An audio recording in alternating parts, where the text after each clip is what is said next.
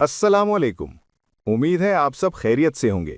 मेरा नाम वासित है और आप देख रहे हैं वासित स्टोरीज यूट्यूब चैनल। आज मैं आपके लिए एक मजे की स्टोरी लेकर आया हूँ। वीडियो आखिर तक जरूर देखना और मेरे चैनल वासित स्टोरीज को सब्सक्राइब करना मत भूलना। एक दिन की बात है, मैं हस्बे मामूल अपने मदरसे में बैठा तलबा को कुरान पाक की तालीम दे रहा था।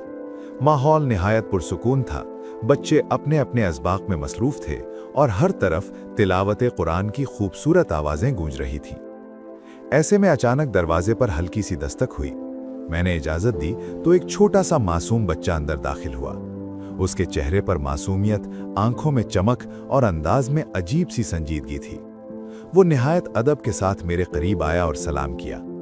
मैंने प्यार से जवाब दिया और पूछा, बेटा आप यहाँ कैसे आए हो?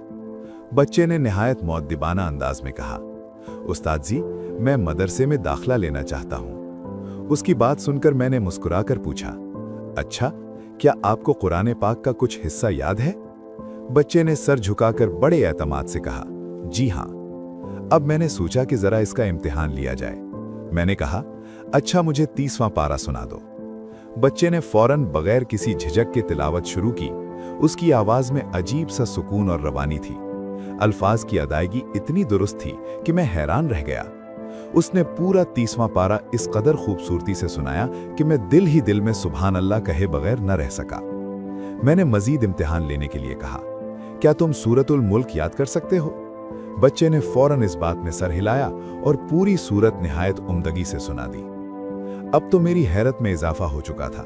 मैंने सोचा कि शायद ये चंद सूरतें याद हों, इसलिए मैंने कदरे मुश्किल सवाल किया, क्या तुम सूरतुन नहल सुना सकते हो? बच्चे ने बगैर किसी तवक्कुफ के तिलावत शुरू की और मुकम्मल सूरत ऐसे सुनाई जैसे उसके दिल में नक्श हो।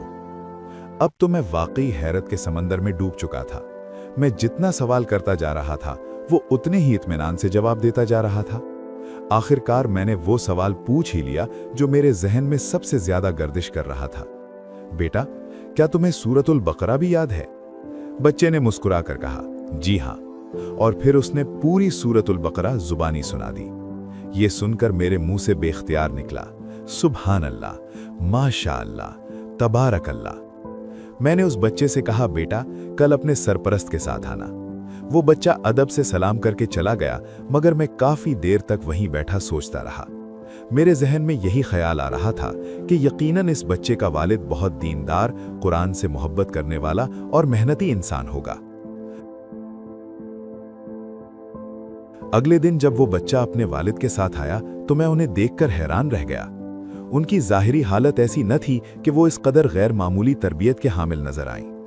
उन्होंने मेरे चेहरे के तासुरात को भांप लिया और मुस्कुराकर कहा, आप हैरान हो रहे हैं ना? मैंने इस बात में सर हिलाया। उन्होंने कहा, असल हकीकत कुछ और है। इस बच्चे के पीछे इसकी माँ की मेहनत है। वो ऐसी खातून है जिसकी तरबियत 1000 मर्दों पर भारी है। ये सुनकर मेरी दिलचस्पी और बढ़ गई। उन्होंने मजीद बताया, मेरे तीनों बेटे हाफिज कुरान हैं और मेरी 4 साला बेटी भी 3रा पारा हिफ्ज कर चुकी है।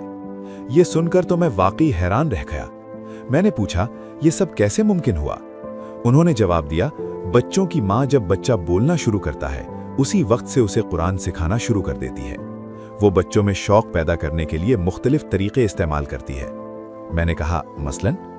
उन्होंने बताया, वो बच्चों के दरमियान मुकाबले करवाती है। जो बच्चा पहले सूरत याद करता है उसकी पसंद का खाना बनता है।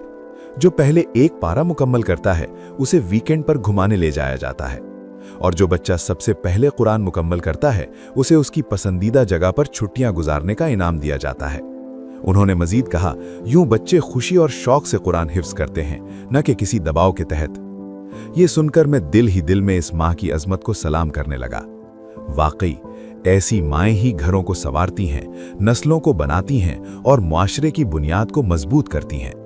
याद रखें, एक नेक और साले औरत सिर्फ एक घर की जिम्मेदार नहीं होती, बल्कि वो पूरे मुआशरे की बुनियाद और सुतून होती है। अगर हमारी माएँ अपनी जिम्मेदारी को पहचान लें तो एक अजीम, बाकिरदार और कामयाब कौम की तामीर मुमकिन है। अल्लाह ताला हमें अपनी नस्लों की बेहतरीन तरबियत करने की तौफीक अता फरमाए। आमीन सुम्मा आमीन। अगर वीडियो पसंद आई हो तो चैनल को जरूर सब्सक्राइब करें और मुझे इजाजत दें। अल्लाह हाफिज।